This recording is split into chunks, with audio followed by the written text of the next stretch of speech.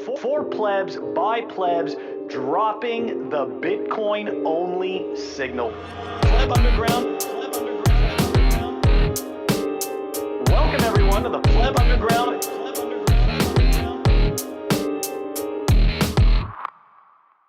Back with the underground, back with another round. 2 weeks on ground before I take flight, but not from adrenaline, no reactive fight. Time to settle in. Free beers Friday night?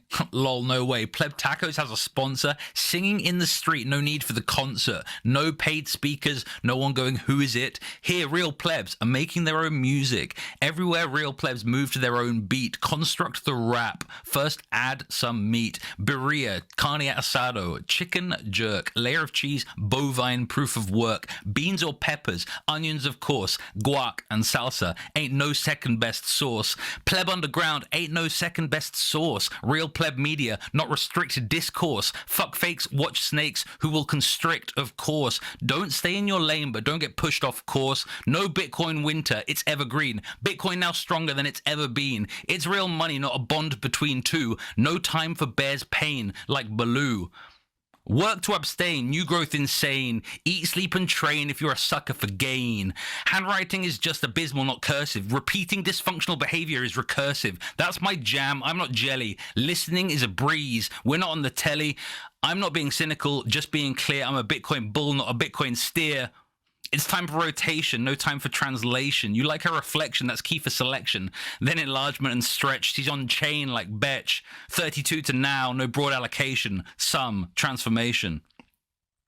Only want the best, done with mid-dirties. Like this show, I'm in my mid-30s. Rock like the kid, only rock with the certies. Block like the clock, tick-tock, now it's certified. Too legit to quit, you're a major, it's minor. You sign with tap signer, multi-sig is not hard. Nor bold like this bard, flow cold like this card. There's only one coin kite, secure it with coin kite. Sometimes I miss you in the morning, but I'm happy, not mourning. Not an early bird, still yawning. Throw shade like an awning. No simping, no fawning. No check fold, just all in. After all, flow keeps coming. Waterfall, Niagara, hard like the plumbing. No need for Viagra. With no debt, can't be underwater like Atlantis. Go with the flow, no need to plan this. Love more, but don't faux hate. Open the door, want, flow, state. Dynamic, each transition. Fluid, no repetition. I try not repeating, but sheep keep bleating. MSM, misinformation. Too many days till satiation. A Bitcoiner is generous, not like a miser. Public liquidity flushed like the geyser. Heat and humidity, no rush to surprise her. Making her blush as the one that supplies her. She can't wait for her supplier to squeeze her. Fresh new liquidity from when you tease her. Walton up high, Bitcoin's flyest bard. It's not only my money that's hard. She says she's smitten. Soon we play with her kitten. I'll rigorously test if she can be trained. It's only her capital that she wants unchained. TikTok, each block, another nonce found. Bitcoin can travel through space, but it's sound. Signal over noise, great company abound. Number of sats must be upped, not downed. Flip her over, new style hound. It's not only my leather books that are bound. She gets the wood, you know it's mahogany. Kiss my lucky egg, time for tobogganing.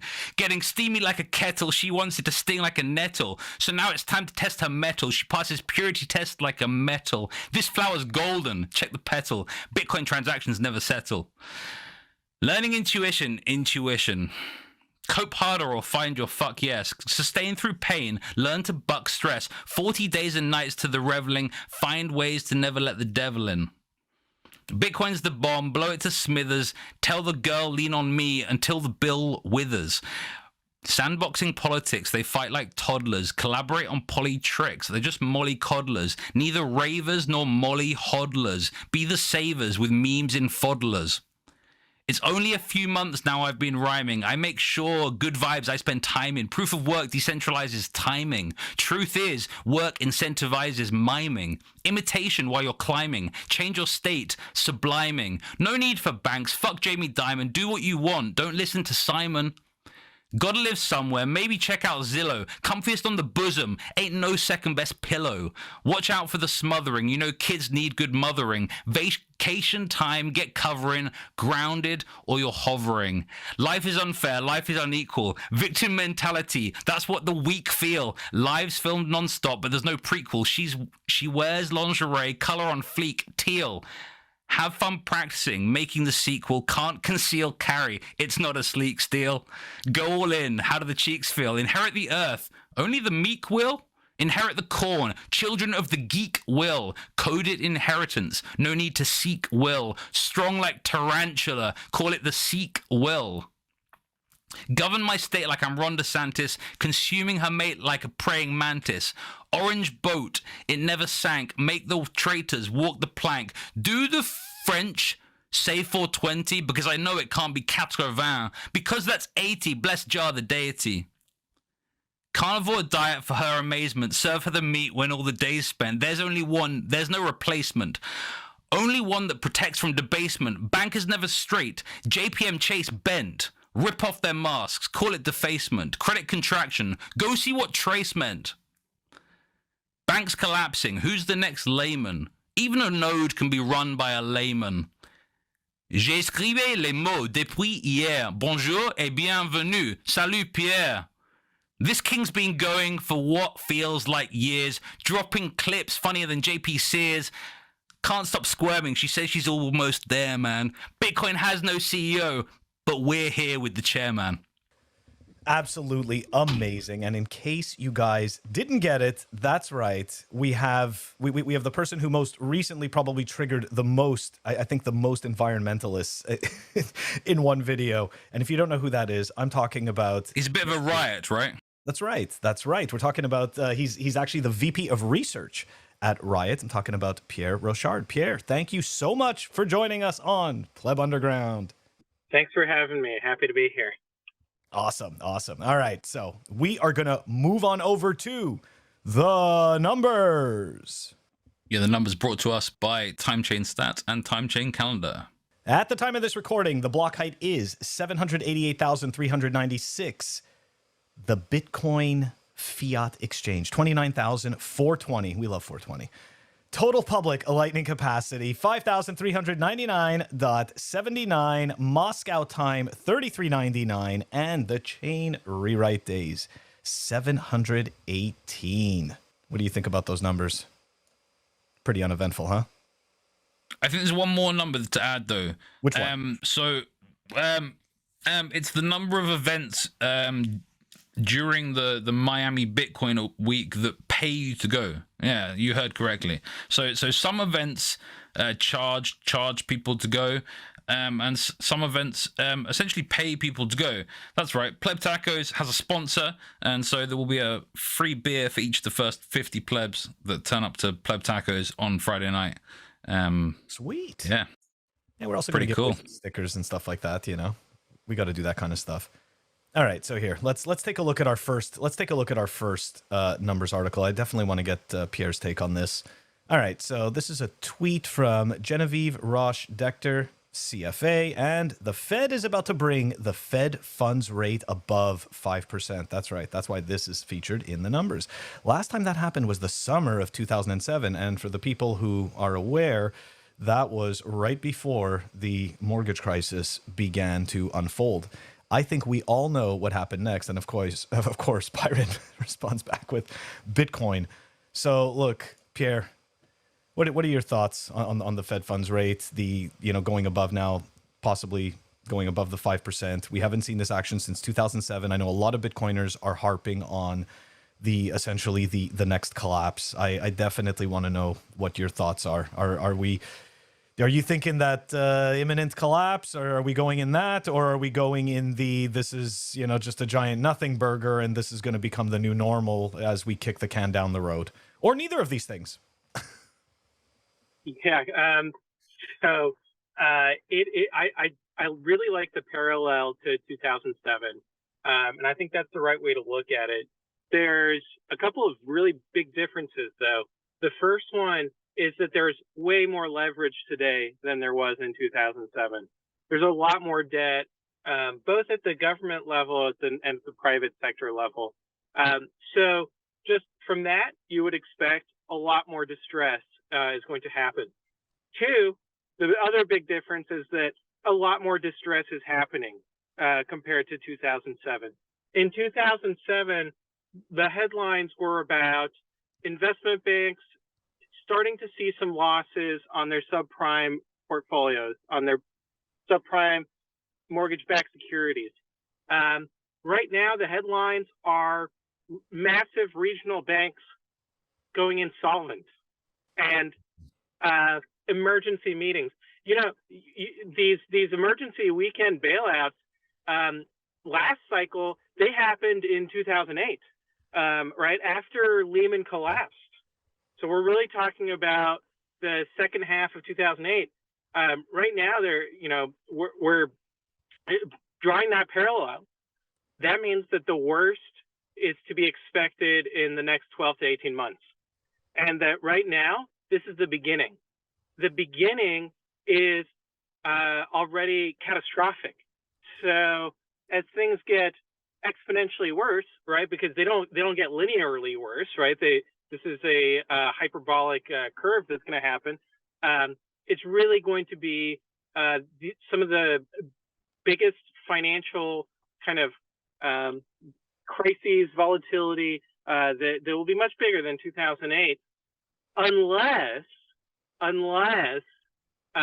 they really go heavy on the bailouts and they go heavy on the money printing earlier rather than later. And so we already have people calling for lowering interest rates to 0%, right? Which is hilarious because, so the challenge on that side is obviously consumer price inflation. The Fed is finding itself between a rock and a hard place of, do you cause so much damage to the financial system that you cause consumer price deflation, or do you print so much money to bail out the financial system that you continue the consumer price inflation? And those are their two only options, seemingly. And so we'll see what they end up choosing. I imagine at the end of the day, it's about a political calculus, right? So the political calculus is, what does the Biden administration want to do going into the 2024 general election? It could be the case that as Joe Biden is on stage debating with whoever is the Republican nominee, that either we're seeing multi-trillion-dollar bailouts, or the stock market is, trending towards zero, and the banking system is essentially frozen. But I think that at the end of the day, Biden is surrounded by people who are going to want to print lots of money. So I actually would lean towards the fact that we're going to have bailouts start, the real big money printing, 0% interest rate stuff start happening sooner.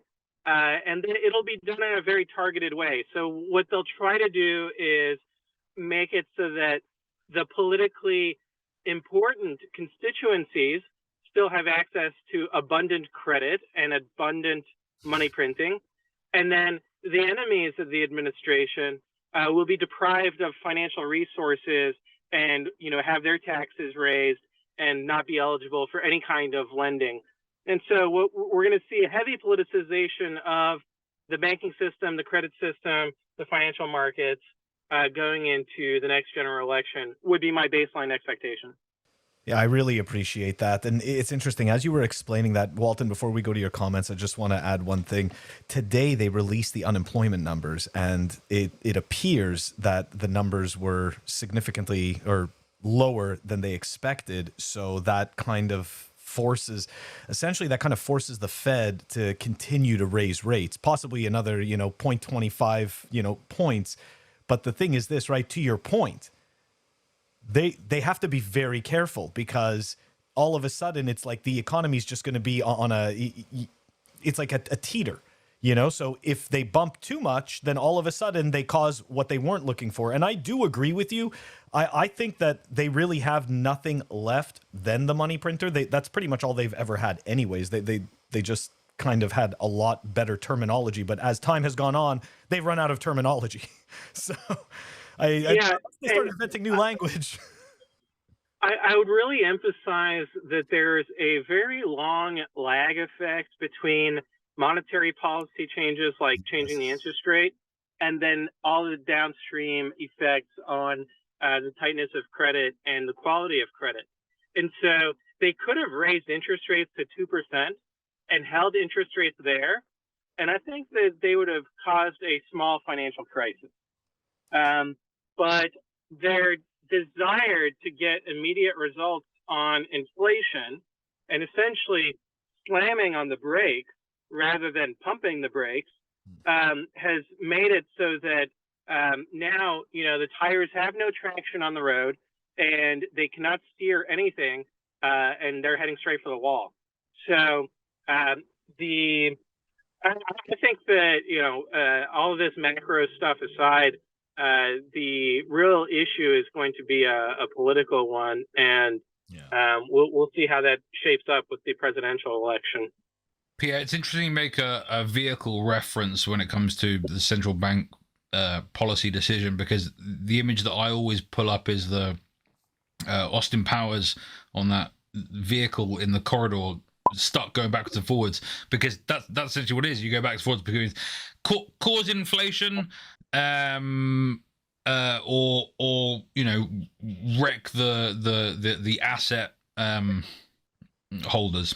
Yeah, and the root cause of all of this, really, from my point of view, is fractional reserve banking, and that even the existence of central banks was caused by the instability of fractional reserve banking. So it was in response to financial crises from these fractional reserve banks that central banks emerged, and as a political necessity. And I find it interesting when I read threads from people like George Selgin, where they say, oh, fractional reserve banking worked fine until, the politicians got involved. And it's, from my point of view as a Bitcoiner, you have to assume the politicians are going to get involved, right? You have to have an adversarial mindset. And if your system is not resilient to that, then it's a flawed system. And so that's really, I think, where the genius of Bitcoin's decentralization shines, in the fact that you don't need to have a financial intermediary, a bank, to make it convenient to use Bitcoin, right? And we can get into a debate about self-custody versus, third-party custody. But I think that, from where I sit, having watched what is going on between custodial solutions, I used to work at Kraken, obviously, and non-custodial, I think that the debate around this is completely flawed, and that self-custody is a lot easier than custodial third-party accounts. But that's, I don't want to get into that on when we're talking macro, but that's just a little aside. It's all good, man. This is the Pleb Underground, and we appreciate that. We are also fans. We are also fans of self-custody. So we also don't think it's Yeah, I totally agree with you about the narrative. All right, guys, that wraps up the numbers, and we are going to move on over to our interview portion with Pierre Rochard.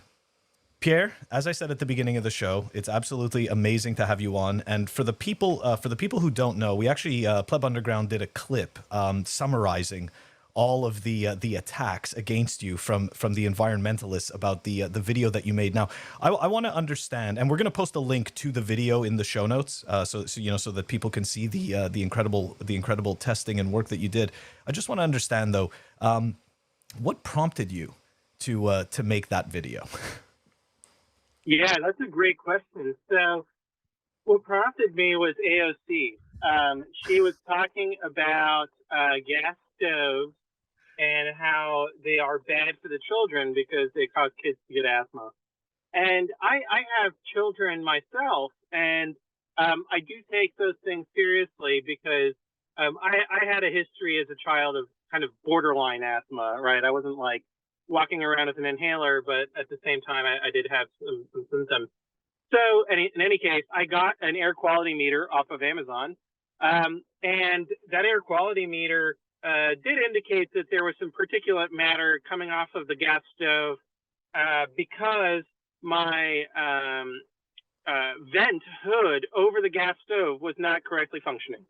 So now, that was remediated, and now what that air quality meter was sitting on my desk.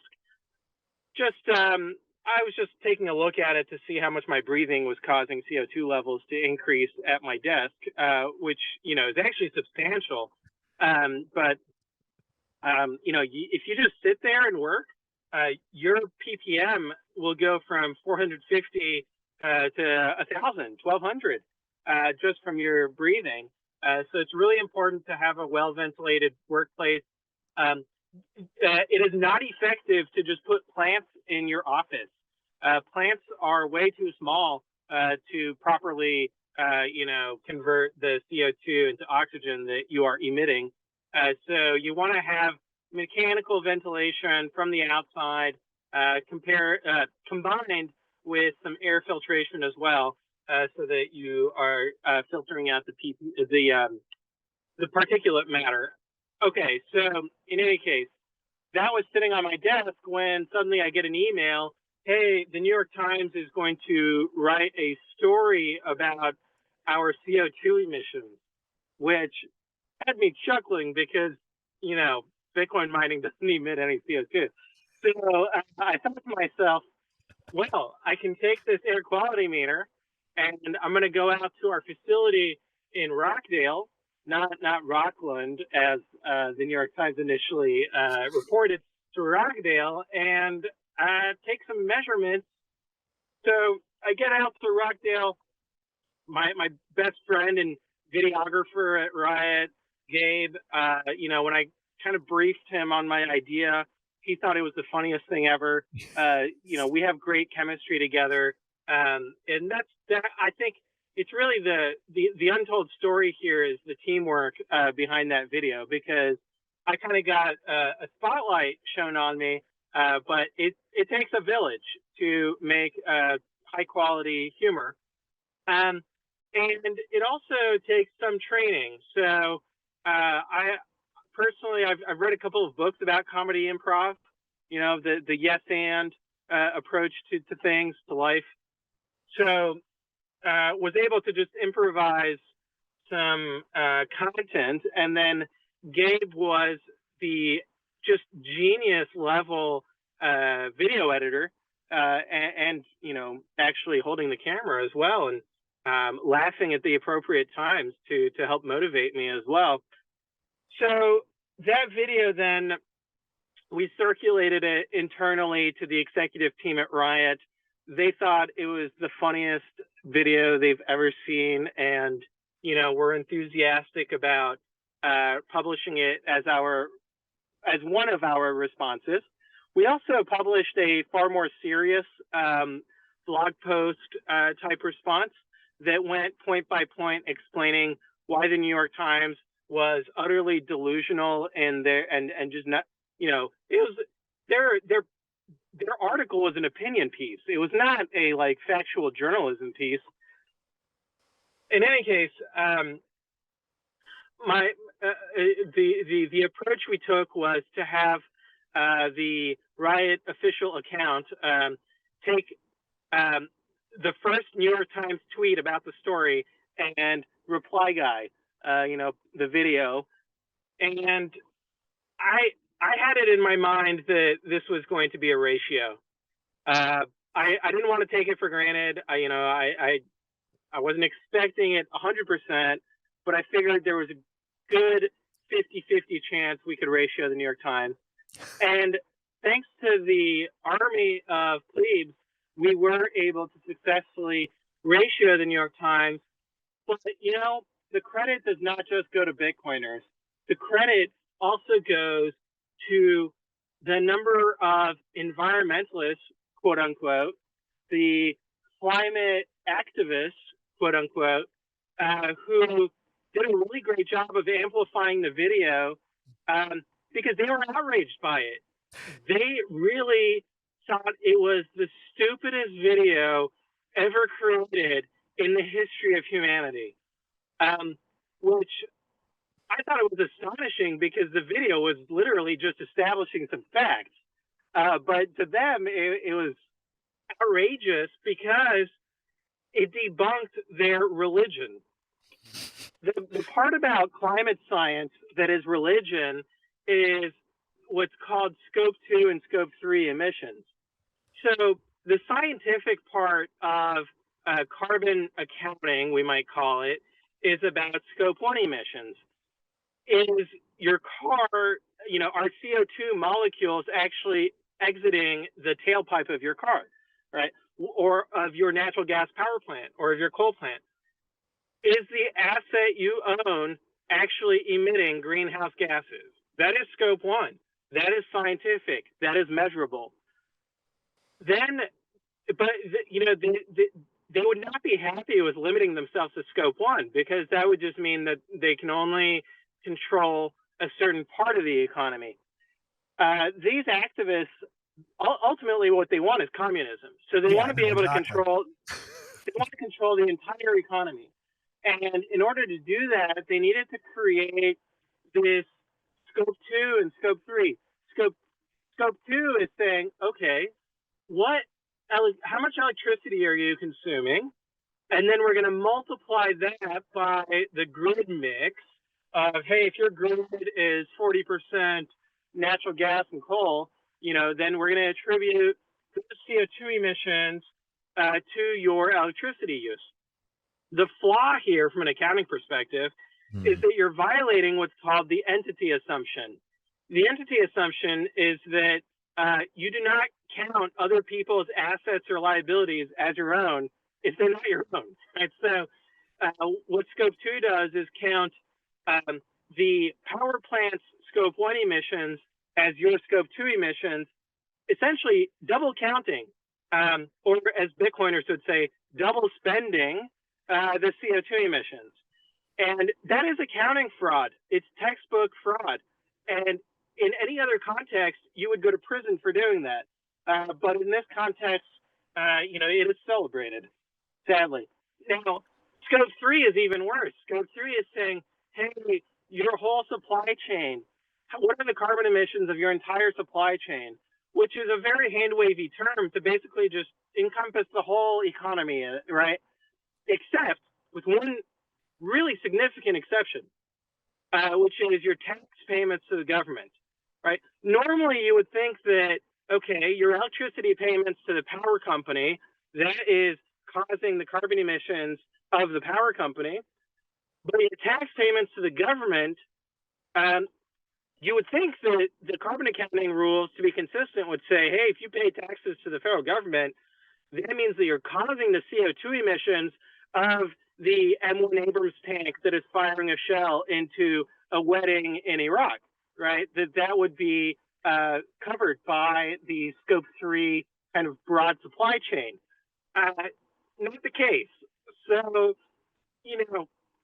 it's really an astonishing form of double and triple counting very selectively, right? As long as it fits their narrative. But once you start getting into the petrodollar and the carbon emissions coming from S35 exhaust, well, at that point, you need to stop counting the CO2, and you need to start, drawing the line and say, hey, don't look over here.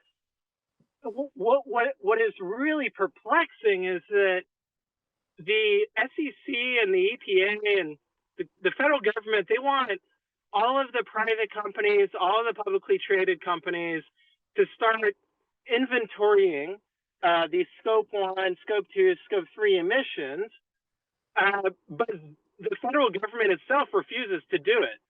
So you will never find what are the scope 1 emissions of the federal government. That is top secret. Oh, well, they probably don't even know it, but it's not out there. They're the government. So Pierre, we're just serfs, we're just serfs. We don't need to know that, right? What they're doing is great and good, and we just need to deal with it. That's right. And so what we're facing is not a situation of them honestly caring about the environment or trying to mitigate climate change. No, what they're trying to establish is a system of control over society in order to remove our essential liberties that we have enjoyed and prospered with, and to give them as much power as possible. They really want a totalitarian centrally planned society, which failed with communism, but they're going to try it with carbon accounting. And I think that it's really an attack on human civilization. And I hope that by explaining things with tremendous clarity and truth, that we're able to break through the indoctrination that they have been programming society with. Very well said, man. I really appreciate you giving us the breakdown, and you ended up answering my other question about the environmentalist meltdown. So I really appreciate that. That was going to be my next question about why they broke down. Walton, you want to dive into anything with Pierre? Yeah. So a couple of things. You mentioned that you think these people should be in jail. Well, they certainly all sound like they're in prisons of their own mind when it comes to some of the delusions that they have. And it's interesting to note that Scope, you say, is the name of the kind of framework. Scope is actually a disability charity here in the UK. So I hope Scope can help some of these people with their afflictions. Yeah, I said in the intro, Bitcoin has no CEO, but we're here with the chairman. Pierre, you're I think, I mean, you may dispute this, and maybe I'm sure you have much greater achievements, but I think one of your greatest achievements was the sell your chairs meme. Can you tell us a little bit more about being the chairman without any chairs? Yeah, absolutely. So I think that we can talk about the cost of Bitcoin in terms of the electricity consumption. And what often gets assumed is that there is no benefit, right? That Bitcoin is just this gambling casino for speculating. And so really, not only are we destroying the planet, but there's literally no upside to all of this. And this is where the chairs meme comes into play, which is that the benefit of Bitcoin is as savings technology. What I mean by that is that Bitcoin is the first asset that is non-dilutive. So what you want to have for savings is not only a non-dilutive asset, that is an asset that is strictly limited in its quantity and highly divisible, like Bitcoin is with 21 million Bitcoin. Each Bitcoin, you can have 100 million Satoshis in it. The other property of it that you want is maximum reliability. And Bitcoin is the most reliable monetary system known to man. So that combination of non-dilutive and highly reliable makes it uniquely suited for long-term savings.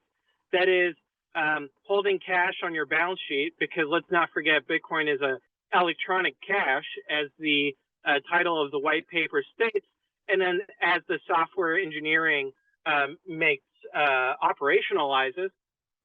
So having long-term savings means that you no longer have to be forced into investing.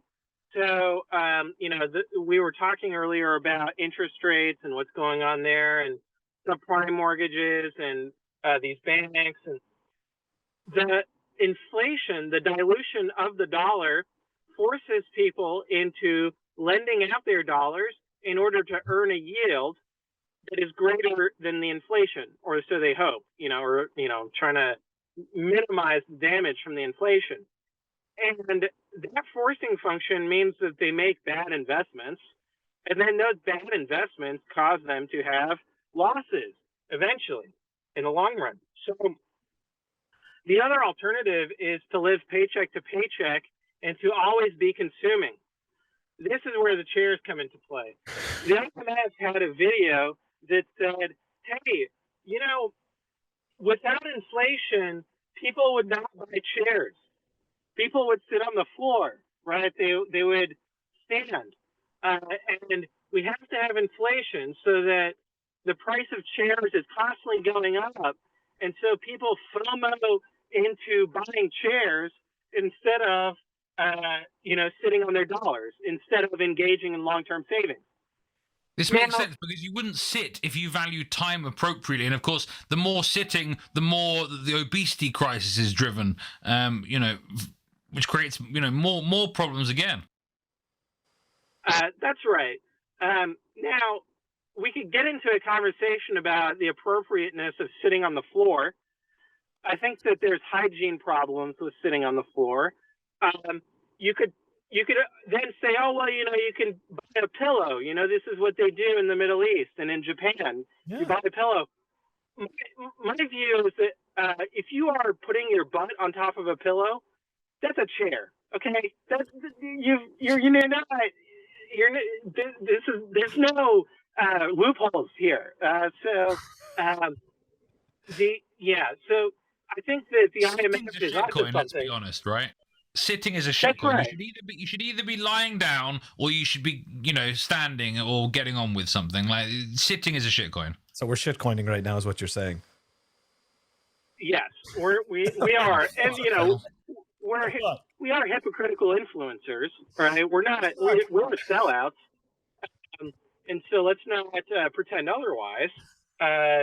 But in any case, that was the chair meme, was about the absurdity of the IMF saying that chairs have no intrinsic utility, and therefore the only reason people buy chairs is as an investment asset, as a form of a store of value, which was utterly bonkers. And that's what really turned into a tremendous meme. I think it's one of the best memes. It's definitely one of the best memes in Bitcoin. It was until the video. Now it's number 2. Yeah, definitely until the video. Definitely gave that video 5 out of 5 watermelons.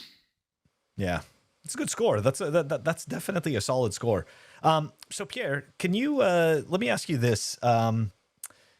There was HB 1666 that was passed in the Texas House of Representatives. What is that bill? So it's an unfortunate bill number 1666. Yeah. But I assure you, I don't believe it to be demonic. So the bill is basically, it's the anti-FTX bill. It says that if you're operating an exchange, a brokerage in Texas, you cannot be running fractional reserve. You can't be mixing customer money with your company money. And you have to provide a proof of reserves to show that you've got all the Bitcoin. Now, my testimony was, one, in favor of this bill, because I do think that it's a great idea to make fractional reserve banking with Bitcoin illegal. But two, I really wanted to emphasize that there is no second best to holding your own keys and running your own node. So in my testimony and in my written handout, I drew a comparison to show, self-custody is really far more important than talking about proof of reserves. Absolutely. So in my eyes, proof of reserves is a shitcoin. That's something that I think that it's the typical fiat system just saying, hey, look, we're all good. Look at what we have here. But to me, it's all nonsense. And I totally agree. Proof of reserves is an Oracle problem. If you buy proof of reserves, you basically, don't understand the Oracle problem. Fine. Okay. Yeah. I agree with that. I think the only upside it has is as a vehicle for bringing up what the better approach is, which is to withdraw your Bitcoin to cold storage. And the unfortunate reality is that we live in a world where these accounts, these custodial accounts, they only exist because of the government. The government is saying, hey, if you lend your Bitcoin to this exchange, we will help you recover it in court, in bankruptcy court later on. Which, okay, if we remove that subsidy, then I think that we would get lots more rug pulls, clean scams that would cause people to not trust any custodial account ever, because there's no legal enforcement mechanism on the other side. And so, in my utopia, it would actually, the government would say, hey, look, it is okay for you to steal funds if people send it to you. Because, at the end of the day, I really think that code is law. And so when you send Bitcoin to an exchange, in the utopia, what you're doing is you're donating your Bitcoin to that exchange. And then from then on, if they donate it back to you, that's up to them. That's not up to you. That's not up to the legal system. That's just purely based on their charity. Yeah, I think that's very well said. And it's interesting because when you're a noob, you don't really realize that in most cases. At least I didn't. And unfortunately, you only find that out in terrible circumstances. Now, before we wrap up this section, and because I know you got to get going soon, I did want to ask you about this, okay? So I saw that there was a response from ERCOT to Senator Warren about all of the misinformation that she's putting out about proof of work and about Bitcoin. And I have to ask you, to me, it just seems incredibly disingenuous. And I feel like somebody like her who claims to be all about, the little guy and the serfs and helping everybody out. I kind of wonder, has anybody from Senator Warren's office even reached out to actually learn the truth, or do they know the truth and are simply just being disingenuous because that is the party line? What is your opinion about that? And again, we're an apolitical show, so I don't I don't believe in any of this stuff. Like, politics for me is all bullshit. So just putting that out there. So I don't care what side, anything. Sorry, go on. Yeah, I think what's happened here, unfortunately, is that activists who are anti-Bitcoin, because they are Keynesians who, want the U.S. dollar to inflate perpetually. They are chartalists. They think the government should have a monopoly on money. And they are climate activists. So they think that Bitcoin mining is destroying the environment. They have persuaded Elizabeth Warren and her staff that this is a great issue for her to pursue. Now, the problem that she's facing is that the people she is listening to, they are feeding her wrong information. And then she is asking, for example, ERCOT, hey, what about this wrong information? And ERCOT's only response is, that is wrong information. Here's the correct information. And we haven't really seen her back down from that. So I think that her best move at this point would be to say, hey, I apologize. I got the wrong information. Here's the right information. I'm going to find some other more pressing issue to focus on. Perhaps, sulfur dioxide, like real pollutants that are, should be addressed. That big train crash, you guys remember the chemical spill? Yep. There are real environmental problems that Elizabeth Warren, Senator Warren, and these environmental activists, I think that they should focus their attention on environmental problems that are real rather than fake ones. But if they don't want to do that, it's a free country. They can absolutely, literally waste energy on a non-issue. Fake environmental issues are absolutely fantastic for donations and for getting funding. So, as well as I do, that why face a real issue that you have to show results for when you can just simply deal with the Fantasyland illusion, right? That just constantly is the gift that keeps on giving. So, Pierre, that's right. I know you got to run, man. I really appreciate you joining us on the show. Before you head off, though, how can people find you on Twitter? At Bitcoin Pierre is my handle. And you can also find me on LinkedIn. Feel free to, request a connection. My DMs on Twitter are open. So if you want to provide some thoughts, feedback, or anything like that, I'm always happy to talk about these issues. Awesome, man. Thank you again so much for joining us on Pleb Underground. We really appreciate it. Thanks for having me on. Really appreciate it as well. Cheers, guys. Thanks, Pierre.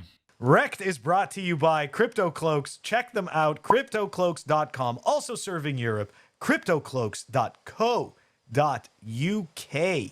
Don't forget to use the code PlebUnderground for 5% off amazing 3D prints, such as the 3D printed grenade, where you can store an open dime, get the bigger one, and you can store a signing device / wallet. That is CryptoCloaks.com, and the code for 5% off is PlebUnderground. All right, guys, for REKT, let's take a look at this news this week, May 2nd. 5 Arab states plus Iran among 19 nations ready to join BRICS. Okay, let's take a look at this one, guys. 19 nations have expressed interest in joining the emerging markets bloc of Brazil, Russia, India, China, and South Africa. Bloomberg revealed that BRICS is expected to soon surpass the US-led G7 states in economic growth expectations. While G7 and BRICS nations each contributed equally to global economic growth in 2020, the Western-led bloc's performance has recently declined. By 2028, the G7 is expected to make up just 27.8% of the global economy, while BRICS will make up 35%. Deputy Chairman of Russia's State Duma, Alexander Babakov, revealed that BRICS is working on developing, here we go, guys, a new currency that will be presented at the organization's upcoming summit. For me, that's the signal right there, that one line. BRICS member states account for over 40% of the global population and around a quarter of the global GDP. The greenback has become more unreliable for dollarized economies due to rising interest rates regulated by the U.S. Federal Reserve, which they've been doing that from the beginning. So I don't see why all of a sudden now it seems to matter. That's just an irrelevant point anyways. Because now there's actually a significant amount of debt, Phil. Before interest rates didn't matter because there wasn't really sovereign debt, but now the interest rates are picking up from basically zero, or they've all been like loading it up. Like, yeah, that's why it matters. It's just funny because it's all fake and funny money anyways. Well, we'll wrap it up and then we could talk about this. The bank's weaponization of the dollar through financial sanctions. The West, especially Europe, is facing a growing energy crisis resulting from sanctions targeting Russian energy markets due to its invasion of Ukraine and the U.S. sabotage of the Nord Stream pipeline. So, couple of points here. The environmental stuff in Europe, if I'm not mistaken, there was a lot of coal miners that went offline in the last few years. And I'm pretty sure that left a few nations in Europe all having to depend on one single nation. I had a good chart actually on this, but I don't have it to hand. Essentially, it showed kind of how energy use varied in different, not energy use, sorry, how power production sources varied in different countries. I think Poland was about the only one that was still like mainly coal. Certainly natural gas is very big in Europe, but it primarily comes from two sources, right? There's some that comes from Russia, Ukraine, some that comes from essentially from the east, and then there's some that's in the North Sea. So the UK, Norway aren't so dependent on Russian gas because they have North Sea gas. Now, mainland Europe, the energy markets are all interlinked, and so bad decisions made by individual states within that bloc significantly affect those others. And so Germany has been the one fucking things up by going anti-nuclear and then being dependent on gas because and it's kind of fair. Like, okay, burning coal, Pierre was talking about this. Particulate matter, which is like soot essentially, you get from burning coal, isn't very good to breathe in. Fine. Burn clean, burn gas clean with good ventilation and you're fine. But if you're burning something like there's a solid, it's much higher to kind of essentially vaporize it all cleanly, just because it's a surface area concept. And so coal's not the best. Fine, okay. But being anti-nuclear is retarded. Trump was like saying to the Germans a couple of years ago, if you kind of go anti-nuclear, you're going to be reliant on the Russians, and that's a bad thing. And they laughed at him. And Trump's a bit of an idiot, but he was spot on with this. And again, this is about sovereignty. It's about sovereignty, and if you don't have energy sovereignty, what do you really have? Like, I think people, oh, okay, I'm gonna get Citadel one day, and I'm gonna have maybe I'm gonna have water. Maybe there's water going through it, and you can grow your own food, and etc. etc. But what about energy sovereignty? I think this is something that not enough people are maybe consider. Okay, fine, maybe some solar, whatever. But like, really, like, can you maintain that? Maybe you want flowing water through your property. Maybe you need some hydro. Like, how are you gonna? Yeah, because I think eventually power grids will go down. Eventually. Well, look, I mean, we've actually shown that a lot of the power grids, right? Like when you see mainstream media or corporate-owned media talk about Bitcoin's energy use and the strain on the power grids, something that they're completely omitting is the fact that most of these grids are poorly maintained. So it's not like it's not that, oh my gosh, Bitcoin is taking up so much energy. It's really that these power grids need to be maintained better. But going back to the article, I find it very interesting and timely, right? That now these countries are making a play. Like, you can see that these countries and the BRICS nations are essentially feeling empowered and courageous enough Phil, to... I can explain some of it though. Please do. A couple of years ago, we reached peak globalization. So essentially, the West is very clever. The West essentially gaslit its population into believing that inflation wasn't a thing because they were outsourcing more and more, and that was offsetting the debasement. And so you weren't seeing commodity prices increase. You weren't seeing your weekly shop really increase that much because, again, they were you just saw the employing go down. cheaper and cheaper staff further and further afield to do things, and that was offsetting the debasement. So you weren't really paying more for your weekly shop, but then that peaked, I think, like 2019, something like this. And so that means you can't keep finding cheaper staff, cheaper labor. So then prices then have to start going up. And so then what do they do? Okay, then they do some shrinkflation and they start decreasing quality. You've already seen all of these little tricks, but the key turning point, I think, was peak globalization. And if that's peaked, then the West essentially isn't outsourcing as much anymore. In which case, they're not sending the money to these states and those states were kind of almost counting on that, to pay for the debt on money they were borrowing to expand their economy, like all of these economies essentially using steroids to drive growth. If you use steroids, they come back to bite you. If you use economic steroids, which is essentially what central banking is all about, you're going to cause systemic problems down the road. Yeah, no, I appreciate that point of view. I'm just wondering, like, is the US, right? Is the US world power, the US hegemony, is it REKT, right? Like, I think it has been for a while. I think if you look at, and I know The Economist is a bit of a shitcoin, but I think they put out a chart a while ago looking at the kind of countries who have the US or China as their major trading partner, and essentially over the last 20 years it's gone from 80% blue to 90% red.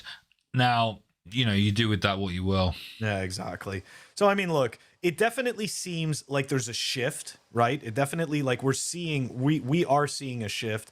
I think that point about a new currency, right? Like, that to me was the signal.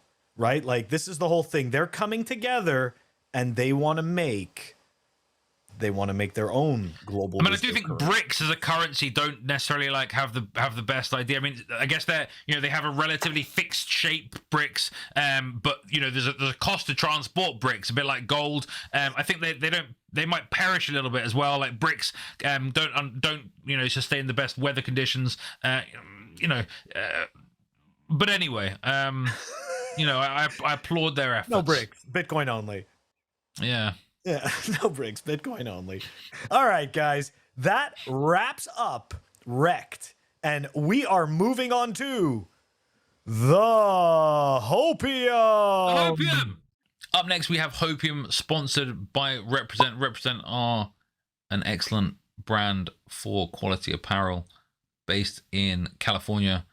They are owned by a Bitcoiner, and they produce some low time preference items. The problem today, right, with fashion in the fiat world is that it's driven to produce terrible items that they can sell lots to you of.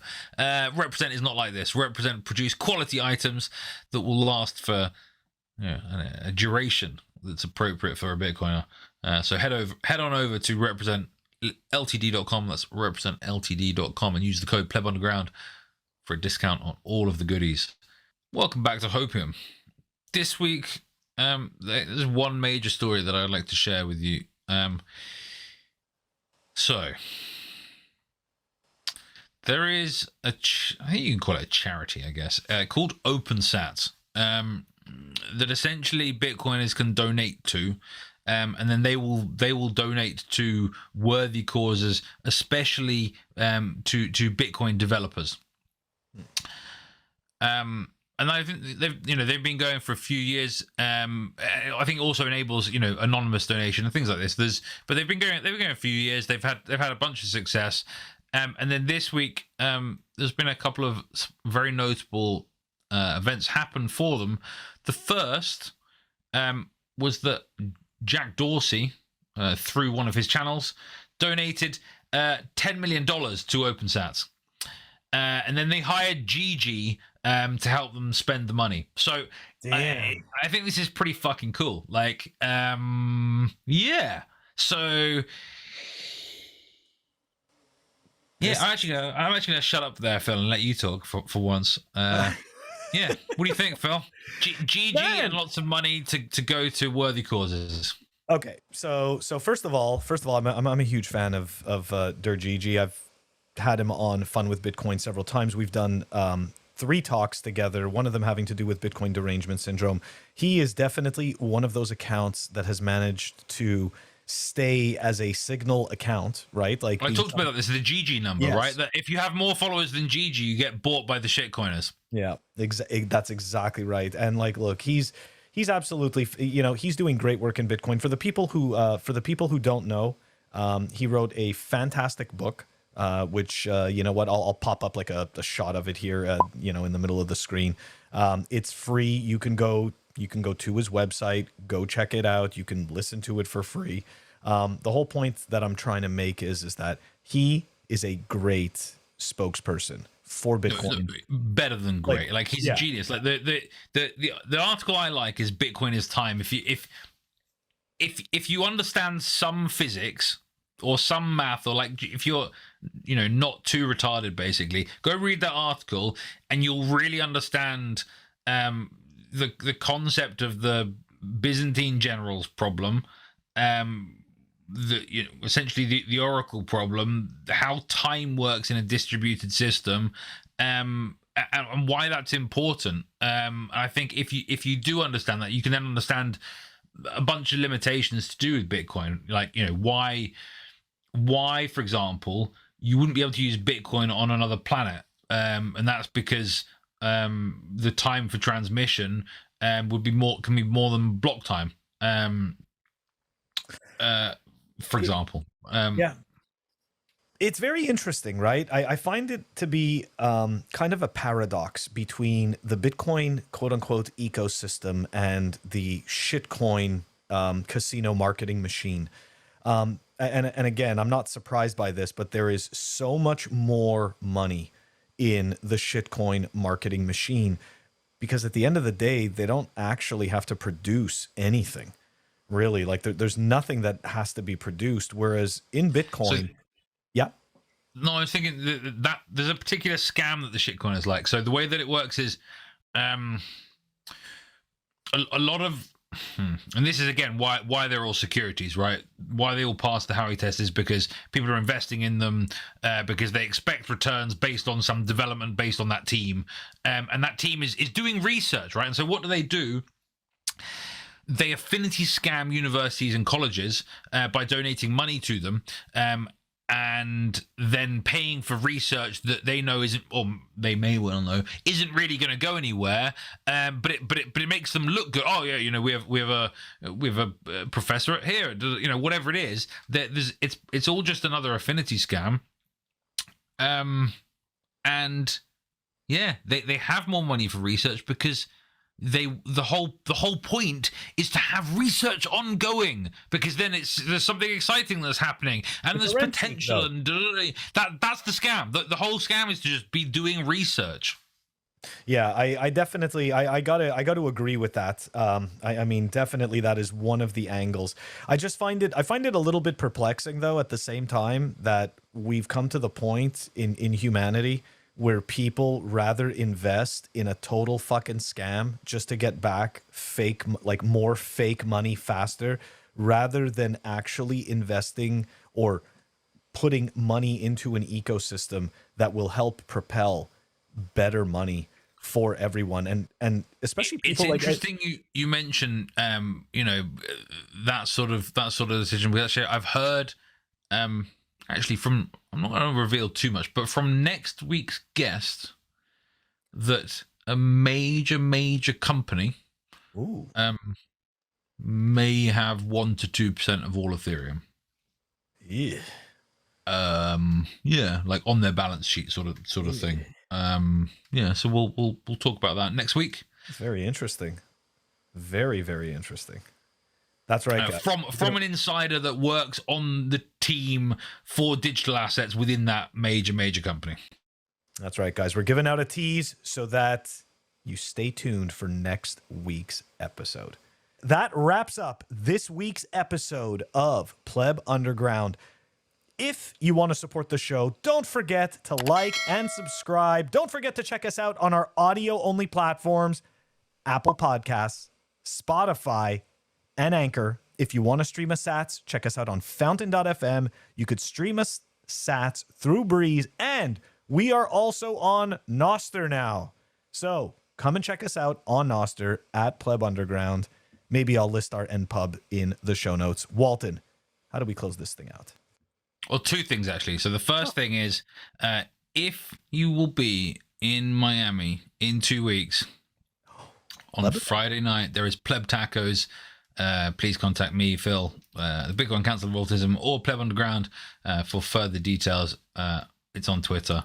But yeah, it'll be. There is no entry charge. We are not like other events. We do not make you pay to come. And further to that, you will be paid to come. There is a free beer for each of the first 50 plebs. But the real answer to Phil's question that he's still waiting for is fuck shit coins. That's Thanks, right, guys. That's right, everybody. Catch you next week.